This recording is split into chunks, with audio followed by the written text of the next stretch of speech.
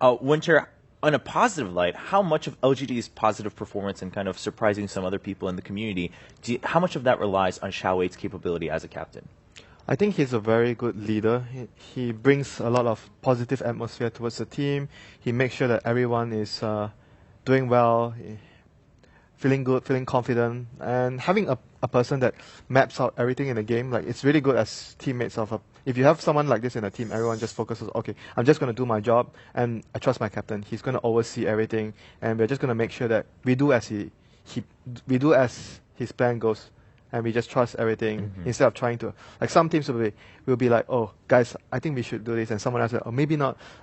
Instead of a team that Xiao usually has, it's like everyone just listens to him. So when you make a decision, it's fast.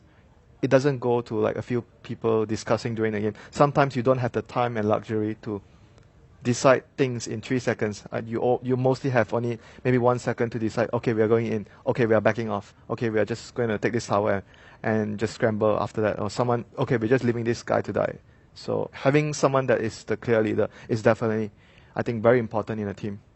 For a second, I was going to get a little surprised there, because when you said 3 seconds, I was thinking of that as the short side, and then you're like, well, compared to 1 second, I was like, all right, 3 seconds is a pretty long time compared to 1 second. But in game, of course, that does make a huge difference, especially if you're about to fight, or even in the middle of a fight. For Na'Vi, let's look at game 1 going into game 2 then. What can they do? In the draft, you guys didn't seem too happy about how Na'Vi's draft wrapped up. I mean, obviously the start was strong, right? I mean, they got the SF and the qual, but then it didn't wrap up too strong, especially the disruptor. How did you feel about that? Because up to the mid game, the plays were good, but would you still have rather preferred something like the Wyvern? Like, the problem Disruptor has in a game like this is that the enemy team has 2 BKB carries, and then when you reach that point, Disruptor's just flat out a weak hero unless you have Ags. Wyvern, on the other hand, could have turned Tiny against Gyro, and then all of a sudden the enemy team's strengths. It's one of the beautiful things about Wyvern is even if you're behind in the game or in a fight, the enemy is strong, great, then they're also strong at killing each other when you use the Winter's Curse. So they could have, I think, for the game plan and for how LGD play with their Tiny or with the Wisp, they picked Disruptor into Wisp before Tiny was picked, but LGD always picked the Wisp with the Tiny. It's like, I can't remember the last time I've seen them with another partner for it. So Na'Vi, in my opinion, should have known better, gone for the Wyvern. Even though Art Style did play a great Disruptor, I feel like Wyvern could have been a more impactful pick. All right. I think that the timing for Tiny to get BKB is generally late. We discussed that he almost never gets a second item. It's, Blink, Scepter, and then maybe a BKB, but generally like AC or something like that before the BKB. So I think Navi's game plan was, okay, we're going to try and win all 3 lanes, and Disruptor will be very useful because they're not going to get BKBs until really late. Or if they do, it's going to be only for the Gyrocopter, and we still have 4 other heroes that the Static Field is going to be very useful against. But they didn't they won the early game, but with their heroes, they had to win it very hard. They had to, limit Wisp 6, try and steal the stacks, get Axe with Blink, and make the jump on them, and then kill people before the relocate can happen. But everything went okay for them, but just not super smooth. And as you said, there's just no room for errors. If you give them 1 or 2 team fight victories, they get their BKBs, and then one of your heroes is completely useless, as opposed to Winter Wyvern, who may not be as offensive in the early game, but he is a much safer pick because of the BKBs. I'd say that the victory condition with having a Wyvern is easier compared to having a Disruptor. Maybe that's easier to understand. Right, just much easier to play with a Wyvern. I mean, it doesn't mean that Disruptor wouldn't work. It's just harder. Now, again, then, as we discussed earlier, and the way that LGD has been drafting is that they wait until the second phase of bans to pick that Wisp, and if it's open, they pick it. Obviously, the only way to take the Tiny out is to pick it yourself at that point. You can't ban it in the middle. Then is it worth it to ban one or the other, and if so, which? Probably the Wisp, I would guess. Yeah, I don't think LGD ever play Tiny without IO. So if you're scared of that combination, you ban it second phase. I can't remember what their bans were in the second phase. They could just take it, too. Navi Oh, can yeah, play they Wisp. could play it. Or the Wisp, yeah, I guess. Have they even played at this tournament yet? I don't think so, but I'm pretty sure it's... Soneko plays it well. Yeah, they can definitely utilize it. And Art Style, I actually believe I've seen play it too. So if it's pretty advantageous if both of your supports can play the Wisp. I think... Thinking about it, though, most other teams, you have a designated Wisp player, but on paper, it's nice if both supports can play it, but because it opens up some flexibility for what the other support pick can be. Ideally, both of your supports play every support hero, but it's not really realistic. But IO is just so special that, let's say, for example, you want to run... let's say you wanted to run IO Wyvern. then you have a problem if Soneko plays the best Wyvern in the world, but he has to play the Right. IO because our style can't play it, because it's so fundamentally different from every other support. But I do think they both play it, so as far as flexibility in draft, it shouldn't be a problem for Navi. All right, well, we'll see. We are already well into the draft. Went by pretty quickly in the first phases of the ban's pretty straightforward. Navi definitely seems to prioritize that Shadow Fiend, even when they're on the side of banning it, when they're on the dire side. So going ahead with that ban. Getting the Gyro themselves, but then Dazzle first pick alongside Tusk for LGD. What do you guys make of that? I think one reason of taking the Dazzle this early as well this time around is to prevent, because LGD rate Dazzle plus Gyro very highly together. So once Navi opens the draft with a Gyro, they immediately feel that we have to take this away to avoid you having too much of a strong combination in your first 2 picks. Okay, slowing down a little bit after that Brood ban. Now LGD trying to think of it, and we do have that Wisp ban for Navi against LGD, taking that out, and the Spirit Breaker too. They didn't like having to deal with that. Charging in. I think a lot of the time it's a sign of weakness for a team if they just start, like they played a strat and you just start banning like 2 or 3 of the heroes that the enemy team played. Because it's like, obviously LGD have other strats up their sleeve, and it's just I think PPD also talked about this in one of his podcasts, or in one of his like blogs, where he's like, you know, the team that lost game 1 went into game 2, they banned like a lot of other heroes, we just like, okay, we just play another strat. And then you've like put a, like it shows in a way that you put the enemy team on a pedestal, right? It's good to respect them and put out a respect ban, but banning like this is probably a little bit too much, especially because I'm not even sure.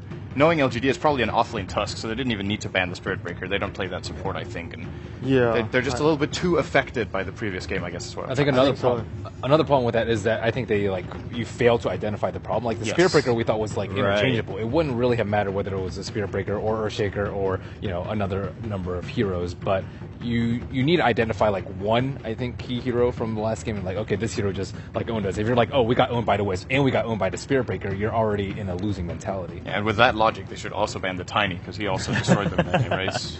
Ban just every hero that they played last time.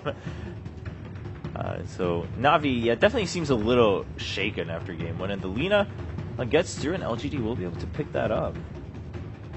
So Tusk Lina, very common combination for LGD. Tusk played by Yao and Lina played by Xiao 8. We did see a Gyro plus Winter Wyvern combo that EG used, and these two teams played in different groups, so I'm pretty sure that they would have been watching the EG versus VG game. And Navi is also just very, very fantastic with Winter Wyvern. And if played properly, it can definitely win out versus those two, so that's a good option for them. I definitely think Wyvern is a good pick again. Yeah, I think at some point they're going to use that hero. At some point, right? The Disruptor. Oh, the Disruptor again. So this time around, it's against the Snowball. I'd say it has more merits than the last game, maybe, because you can actually deal with the Snowball much better. But then again, it's a weak support. It somehow falls to the category like Lion a bit, but it's not as bad as Lion at the start. But you're up against Tusk plus Lina, so the laning phase could be problematic for Disruptor.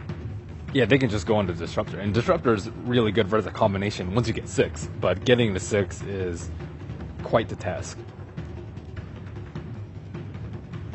MMY seems not unimpressed. Just sitting there yawning with the screen like, do your thing, Xiao 8. I'll play whatever. I mean, definitely has to be feeling pretty good now halfway through the week for LGD. Some people put them really high, and then on the other side, a lot of people said no, overhyped. People are just expecting too much from LGD, but they're pulling through. So what happens if you get glimpsed and then you skip into the Snowball right as you get glimpsed? I assume you're in the Snowball, right? I think, but I don't actually, because there's some weird stuff like, I think you can actually dodge if you go invulnerable or something like that, like Doppelganger, you dodge the glimpse. So I'd say it might be the same as that. I think Snowball full counters it. Wow. If you're getting glimpsed and you Snowball, you just don't move. It would be cool if you glimpse the Snowball away. And then you start rolling again. Didn't that happen to Brewmaster Ultimate? Yes, I was about to say there's a funny interaction where if you get glimpsed while you're using Primal Split, then your Primal Split just starts where you got glimpsed to. I think that's still the case, actually. I'm pretty sure that never got changed. So, that's pretty funny. Alright, well, Storm picked up by LGD, and then the Earthshaker coming out for Navi. Securing that for themselves, also keeping it away. I like the Earthshaker. It's like much less all-in than Undying because it's good versus Tusk. It's good at locking down with Storm Spirit. It's good at saving your Queen of Pain in case she gets Yule's combo by Lina, and overall just a much more flexible pick. And it's also good at like bursting heroes down before Dazzle can actually do anything about it. They do sacrifice some of their early game for it, but as we saw from last game, it wasn't their early game that was the problem. Yeah, this time around they have very strong team fight composition. Earthshaker, Disruptor, again like supports that excel at team fighting, but slightly weaker in the laning phase, but excel at the team fight. Wow, I think that's the second game we have Lycan here. I remember the first game was by, maybe third game. First game was by Na'Vi, then probably Complexity had one game as well. Yep. So this is the third Lycan. I believe, in my opinion, LGG has one of the two best Lycan players in the world. They have Sylar, and the other one is Arteezy. But Secret hasn't played it for a long time, actually. But it's cool. It's always cool to see a Sylar Lycan. That's definitely something to look forward to. Now I actually think Axe would be a good pick. Because Axe is good versus Lycan. It's good versus Dazzle. It's pretty good versus Tusk, too. It's actually also good against Storm. Yeah. But I don't know if they're going to turn to it just because it's like the same mentality as like, hey, we lost versus these heroes last game. You know, we lost with these heroes last game. They might not like it, but I actually think it's pretty good here. The laning phase, however, is the issue for Axe, because if you leave the Axe on the offlane and their supports are not supports that can help him that much. I mean, you can fissure block one wave of creeps early on, so the Axe reaches level 2, but apart from that, these two supports it's very difficult to help the Axe. Okay, Darkseer also Wombo combo, so they are going all in for team fight. All in for team fight. Alright. Yeah, well, this is... I mean, if they can make it work, it's going to look pretty spectacular, it sounds like. But at the same time, I mean, LGD has been looking strong. So at this point, all right, sure. So Na'Vi made it very clear what they want to go for. For LGD, what's the plan here with the Lycan being that last pick? I think their draft is very flexible. They can either go for, obviously, if they get an early lead from the lanes, the Storm snowballs, and they pressure the Tusk Lina pressure lane does very well in the early stages. They could definitely look to team fight. But if that doesn't go well for them, they can just split push with the Lycan and the Storm. Like, they have so many spells that clear out creep wave fast. They can defend towers and they can split the map. And Na'Vi, they'll be most likely looking to just group up as 5, avoid getting picked up by the Storm, and just push your towers. Yeah, what Xiaowei just identified is Na'Vi. With the first 4 picks, Na'Vi want to cluster up and team fight in one place. We're going to prevent them from doing that by constantly having Lycan split pushing another lane, so they never get to gather up, and they will always have to have someone in defense. All right, well, let's find out who can pull their strat off a little bit better between Na'Vi and LGD in their game number 2. Storm is going for that Soul Ring rush, so it will be Sylar going mid against the Queen of Pain. All right, with that, welcome in everybody who's watching on the various live streaming platforms. I'm LD, I'm joined here by Gods and Wepis. It's time for Na'Vi versus LGD. Game number 2. LGD with a win here. They will ensure that at the very least they're tied with Secret for first in Group A going down the stretch. Guaranteed top 2 at this point, it seems, with this additional point, or all but guaranteed, as long as they continue to get at least a tie in the next series. And they look good. They took care of Na'Vi in Game 1. Completely different draft from both teams, though. Na'Vi, they got 5v5'd a lot last game, and, well, the response is gigantic team fight. They get a support Shaker, the offlane Darkseer. We've seen this Disruptor, Darkseer, Gyro trio before. It can be devastating, but they need their levels. They need time to come online, and it's LGD who makes things up. They bust out the Storm Spirit as well as the Lycanthrope. 2 heroes that we haven't seen out of them that much, especially the Lycan. Used to be a go-to, a staple for LGD gods, but as of late, hasn't really been a hero they favor very much. Yeah, and it won't be an easy matchup against the Queen of Pain. I imagine the support, probably in the form of the Dazzle, will be spending some time mid kind of babysitting him, maybe throwing poison touches towards the Queen of Pain, giving some Shadow Wave heals as Sylar needs it.